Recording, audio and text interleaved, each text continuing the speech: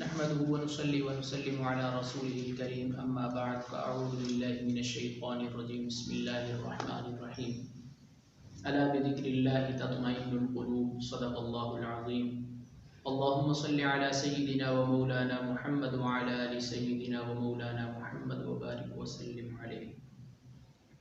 برادرم، حضرت مولانا عمر فاروق بٹ صاحب کی یہ محنت کہ مختلف علماء کے انٹرویو اور اس کے بعد مجھ نالک سمیت بہت سے لوگوں کے بیانات ریکارڈ کرنا اور پھر عوام الناس کے فائدے کے لیے انہیں اپلوڈ کرنا، یہ محنت اور کاوش ان کی قابل تعریف اور قابل داد ہے۔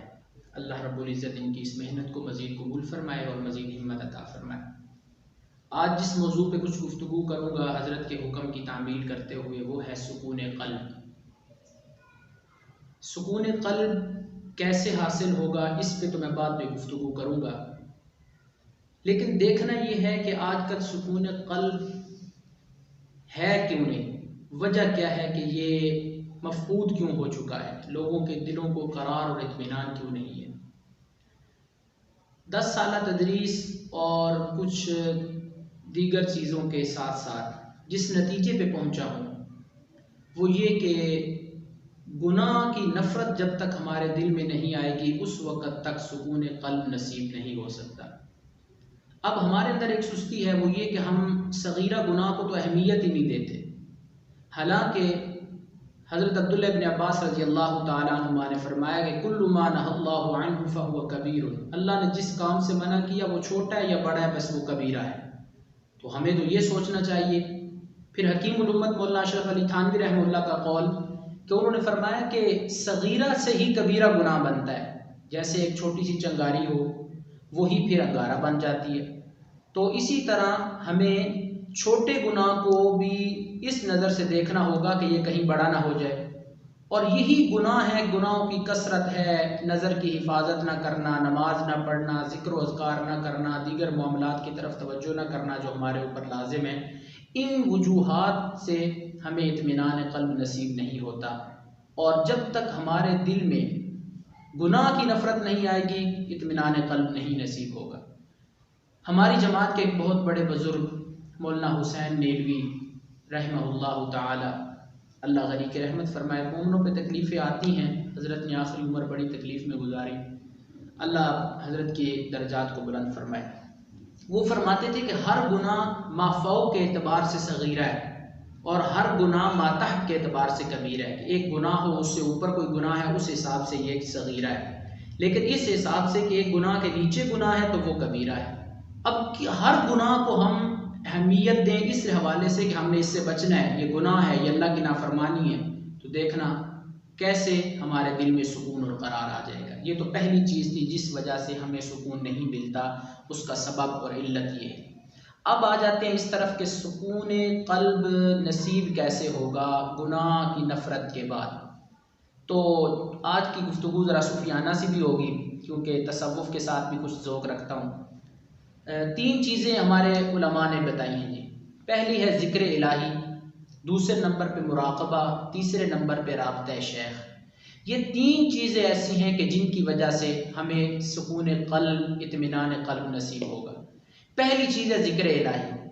دیکھیں سورہ دہر کی پہلی آیت میں اللہ رب العزت نے فرمایا هل اتى على الانسان حين من الدهر لم يكن شيئا مذكورا، کہ موجود تو ہم سارے تھے، فی علم اللہ موجود تھے، عالم ارواح میں تھے، لیکن مذکور نہیں تھے ہم۔ حقیقی معنوں میں مذکور وہ کون ہوگا اور کیسے ہوگا؟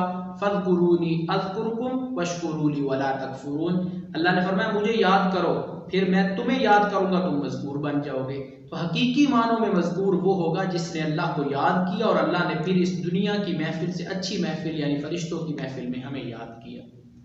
اب ایک حدیث پاک ہے بخاری شریف کی، بڑی مشہور روایت، میں اس کو مفہوماً عرض کروں گا، تفصیلاً وقت نہیں ہے، کہ اللہ رب العزت کے فرشتوں کی مختلف جماعتیں اس دنیا میں آتی ہیں، اس جستجو میں لگ جاتی ہیں کہ ذاکرین کی جماعت کہاں پہ ہے جو ذکر کر رہے ہیں۔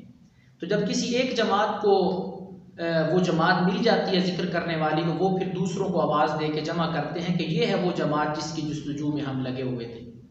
تو اللہ رب العزت پھر پوچھتے ہیں ہاں جی میرے بندے کیا کر رہے تھے؟ مولا وہ آپ کو یاد کر رہے تھے۔ کس چیز کی طلب کرتے ہیں؟ مولا جنت کی۔ دیکھی ہے جنت؟ نہیں دیکھی۔ دیکھ لیں تو پھر یا اللہ اور تڑپ کے ساتھ محنت کریں گے، ذکر کریں گے۔ کس سے پناہ مانگتے ہیں؟ مولا جہنم سے۔ دیکھی ہے نہیں دیکھی؟ اگر دیکھ لیں تو پھر مولا اور زیادہ شوق کے ساتھ وہ اور زیادہ تجھ سے ڈر کے اور خوف رکھ کے اور خشیت الہی کو مد نظر رکھتے ہوئے ذکر الہی کریں گے تو اللہ فرماتے ہیں جاؤ سب کو معاف کر دو۔ ایک فرشتہ کہتا ہے مولا ان میں ایک بندہ وہ بھی ہے جو ذکر کے لیے نہیں بیٹھا، ویسے بیٹھا ہے۔ اللہ فرماتے ہیں یہ میرے ایسے پیاروں کی جماعت ہے، ایسے پیاروں کی جماعت ہے کہ اس میں کوئی آ کے ویسے بھی بیٹھ جائے، ان کی برکت سے میں انہیں بھی معاف کر دیا کرتا ہوں۔ ایمان ہونا چاہیے۔ اب اس روایت سے ایک تو یہ معلوم ہوتا ہے کہ ذکر کی برکت، دوسرا یہ کہ ذکر کرنے والوں سے بھی ہمارا تعلق اور رابطہ ہونا چاہیے، کیونکہ اس کی برکات بھی ہمیں حاصل ہوں گی۔ کبھی ان کی محفل میں بیٹھیں، کبھی ان سے ویسے نصیحتیں کروائیں، تو یہ پہلی چیز ہے ذکر الہی۔ حضرت عیسیٰ علیہ السلام ایک دفعہ باہر نکلے، میں نے یہ واقعہ ایک عالم ہے ہماری جماعت کے، ان سے سنا اور پھر تائید بھی لی ان سے۔ انہوں نے غالباً مجھے کوئی حوالہ بھی دیا تھا، اس وقت میرے ذہن میں نے تو نہیں، لیکن میں سنا دیتا ہوں آپ کو۔ حضرت عیسیٰ علیہ السلام گھر سے باہر نکلے، دیکھا ایک بوڑھی اماں ہے، ہاتھ بھی کوئی نہیں، پاؤں بھی کوئی نہیں، بڑی کہتی الحمدللہ علی نعمائہ و احسانی۔ حضرت عیسیٰ علیہ السلام نے اس سے پوچھا، سوال کیے، کچھ آپس میں ان کی بات چیت ہوئی، تو فارسی کا ایک شاعر ہے اس نے پھر اس واقعے کو فارسی میں نقل کیا۔ تو سوال کیا حضرت عیسیٰ نے، وہ فارسی کا شاعر کہتا ہے گفت عیسیٰ برچے نعمت شاکری، اماں کس نعمت پہ شکر ادا کرتی ہو؟ ٹھیک ہے، سر سے لے کر پاؤں تک آپ پریشانی میں ہیں، تکلیف میں ہیں، ہاتھ کوئی نہیں، پاؤں کوئی نہیں، نظر کوئی نہیں، کس نعمت پہ شکر ادا کرتی ہے؟ تو پھر حضرت عیسیٰ علیہ السلام نے اس سوال کیا تو اس نے جواب دیا شکر خدا میں کنم بر نعمت ایما عطا، میں اس بات پہ شکر ادا کرتی ہوں، ہاتھ کوئی نہیں، پاؤں کوئی نہیں، آنکھیں کوئی نہیں، تکلیف میں ہوں، خدمت کے لیے بھی مشکلات ہیں کہ کوئی خادم نہیں، لیکن میں شکر اس نعمت پہ کرتی ہوں کہ اللہ نے ایمان عطا کر دیا۔ حضرت عیسیٰ نے پوچھا اگر کوئی اور آپ کی خواہش ہے تو بتائیے۔ کہنے لگی کہ میرے ایک بیٹی تھی جو میری خدمت کیا کرتی تھی، وہ بیٹی بھی اللہ کو پیاری ہو گئی۔ خدا کے فیصلے ہیں، اللہ صمد ذات ہے، بے نیاز ذات ہے۔ تو اب میری خواہش یہ ہے از خدا خواہم فراغ از فکر او، کبھی کبھی مجھے اس کی یاد آتی ہے، میں چاہتی ہوں کہ مجھے اس کی یاد نہ آئے۔ حضرت عیسیٰ نے سنا کیوں نہ یاد آئے؟ کہنے لگی تاکہ باشم با فراغت لے ذکر او، تاکہ جو میں اللہ کا ذکر کرتی ہوں اس دوران جو بیٹی کی یاد کی وجہ سے خلل آتا ہے، اتنی دیر بھی خلل نہیں آنا چاہیے۔ تو یہ ہے ذکر الہی کی تڑپ، اس وجہ سے پھر ہمارے دلوں کو سکون اور قرار۔ اب بظاہر وہ عورت اس کے ہاتھ پاؤں کوئی نہیں، نظر کوئی نہیں، لیکن اطمینان ہے تو کہہ رہی ہے الحمدللہ علی نعمائہ و احسانی، وجہ یہ ہے کہ ذکر کرتی۔ دوسری چیز ہے جی مراقبہ۔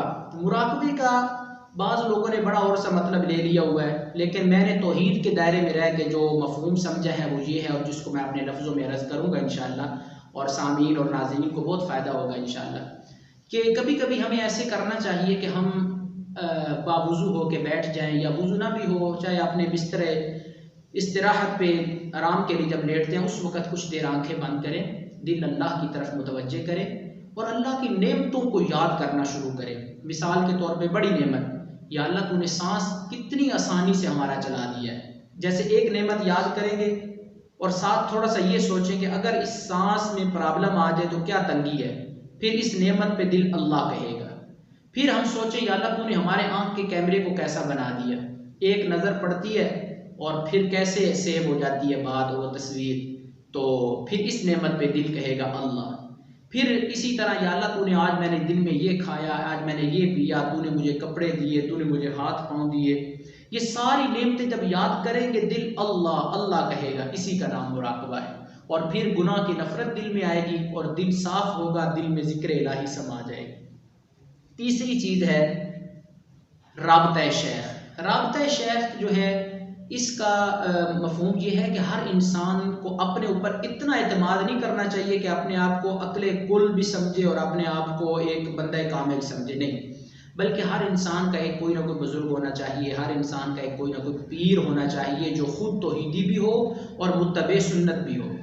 تو اس کے ساتھ رابطہ ہونا چاہیے، اس سے معاملات ڈسکس کرنے چاہیے، رہنمائی لینی چاہیے، کبھی کبھی ویسے جا کے اس کی محفل مجلس میں بیٹھنا چاہیے، کچھ دین کی باتیں سیکھنی چاہیے۔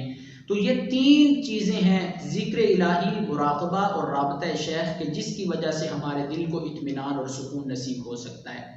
اب تصوف کی بات آئی تو میں تھوڑی سی بات کر دوں کہ انشاءاللہ پھر کسی موقع پہ مولانا نے مجھے حکم دیا اس موضوع پہ تو میں بولوں گا کہ تصوف کے بارے میں 3 نظریات رکھے جاتے ہیں اور تصوف کا معنی کیا لیا جاتا ہے، وہ پھر انشاءاللہ کسی موقع پہ۔ لیکن اب آخر میں ایک سوال ہے، خود ہی سوال کروں گا، خود ہی اس کا جواب دوں گا۔ سوال یہ ہے کہ بڑے بڑے لوگ ذکر الہی بھی کرتے ہیں، مراقبہ بھی کرتے ہیں، رابطہ شیخ بھی ہے، بعضوں نے تو یہ بھی کہا کہ ہر مہینے جا کے اپنے ایک بزرگوں کو ملنا چاہیے اور ان سے نصیحتیں لینی چاہیے، کیونکہ بیعت کا ثبوت تو قرآن پاک سے بھی ہے اور بیعت رضوان بھی ہوئی تھی، تو بیعت بھی کر لینی چاہیے اور بلکہ ضروری ہے۔ تو اب سوال یہ ہے کہ یہ تینوں کام ہونے کے باوجود ہمیں پرواز کیوں نہیں ملتی، روحانی طور پہ پرواز جو ہے اللہ تک ہم کیوں نہیں پہنچتے، یعنی ہمارا اس کے دربار میں کیوں نہیں اتنا مقام بنتا؟ تو اس کے بارے میں جواب سن لیجئے ذرا ایک مثال سے۔ مثال یہ ہے کہ ایک پرندہ ہو جس کے پر ٹھیک ہو، جس کی نظر ٹھیک ہو، ڈائریکشن بھی اسے معلوم ہو۔ اب وہ پرندہ اڑنا چاہتا ہے لیکن اس کے پاؤں کے ساتھ ہلکا سا دھاگا باندھ کے میں اپنے ہاتھ میں پکڑ لوں، اب پر بھی ہے، نظر بھی ہے، ڈائریکشن بھی صحیح ہے، اسے معلوم ہے میں نے کہاں جانا ہے، لیکن اڑ نہیں سکے گا اس وجہ سے کہ اس کے پاؤں کے ساتھ میں نے دھاگا باندھ لیا ہے اور میں نے اپنے ہاتھ میں پکڑا ہوا۔ اسی طرح ہمارا ذکر الہی والا پر بھی ٹھیک ہے، مراقبے والا پر بھی ٹھیک ہے، رابطہ شیخ بھی ٹھیک ہے، ہماری نظر بھی اللہ پر ہے کہ ہم نے اللہ تک پہنچنا ہے، اور ہمارا جو رستہ ہے، ہماری پرواز ہے وہ سنت والی ہے، کیوں نہیں پہنچ پا رہے، کیوں نہیں یہ مقام حاصل کر رہے، دل کو کیوں نہیں قرار نصیب حاصل ہو رہا؟ تو اس کی وجہ یہ ہے کہ ہم نے اپنے پاؤں کو گناہوں کی زنجیر سے جکڑ دیا ہوا ہے، جس وجہ سے ہم پرواز نہیں کر پا رہے۔ تو وہ ابتدا اور انتہا کو آپس میں جوڑ لیجئے تو آج کے موضوع کا ربط اور یہ ساری بات سمجھ آئے گی۔ گناہ کی نفرت دل میں آئے، گناہ کی نفرت دل میں آنے کے بعد پھر جب ہم 3 کام یہ کریں گے، ہمارے دل کو اللہ قرار اور سکون عطا کریں گے۔ اور یہ پکی بات ہے، قرار سکون اچھے کپڑے، اچھی گاڑی، اچھا مکان، اچھے بستر سے نہیں ہوگا۔ قرار اور سکون جو ملے گا وہ ذکر الہی سے ملے گا اور ان باقی کاموں سے ملے گا۔ اور آخر میں ایک بات حدیث پاک سنا دو، مستدرک حاکم جلد اول کی ایک روایت سنا دیتا ہوں۔ حضور اکرم صلی اللہ علیہ وسلم نے فرمایا، من احب ان یعلم منزلتہ عند اللہ، جس آدمی کی یہ چاہت ہو کہ مجھے دنیا میں ہی پتہ چل جائے کہ میرا اللہ کے ہاں کتنا مقام ہے، تو فلیعلم منزلۃ اللہ عندہ، اسے چاہیے کہ دل میں جھانک کے دیکھے کہ تیرے دل میں اللہ کا کتنا مقام ہے۔ جتنا ہمارے دل میں مقام ہوگا اللہ کا، ہم سمجھیں گے اللہ کا ڈر ہے، جی ہے، اللہ کا ذکر ہو رہا ہے، جی ہو رہا ہے۔ جس قدر ہمارے دل میں مقام ہوگا، میں تو یوں کہوں گا حدیث کی تشریح اور دیگر حدیثوں کو دیکھ کے اللہ کے ہاں ہمارا اس سے بڑھ کے مقام ہوگا۔ یہ ایک نسخہ ہے دنیا میں اپنے آپ کو چیک کرنے کا کہ ہم کیسے ہیں، تو ہم سب کو یہ محاسبہ اور مراقبہ کرنا چاہیے۔ اللہ عمل کی توفیق عطا فرمائے، جو کچھ چند کلمات کہے اللہ ان میں برکت رکھ دے، ہمارے دلوں کو اللہ اطمینان اور سکون عطا فرمائے اور سنت پہ عمل کی توفیق عطا فرمائے۔ وآخر دعوانا الحمدللہ رب العالمین۔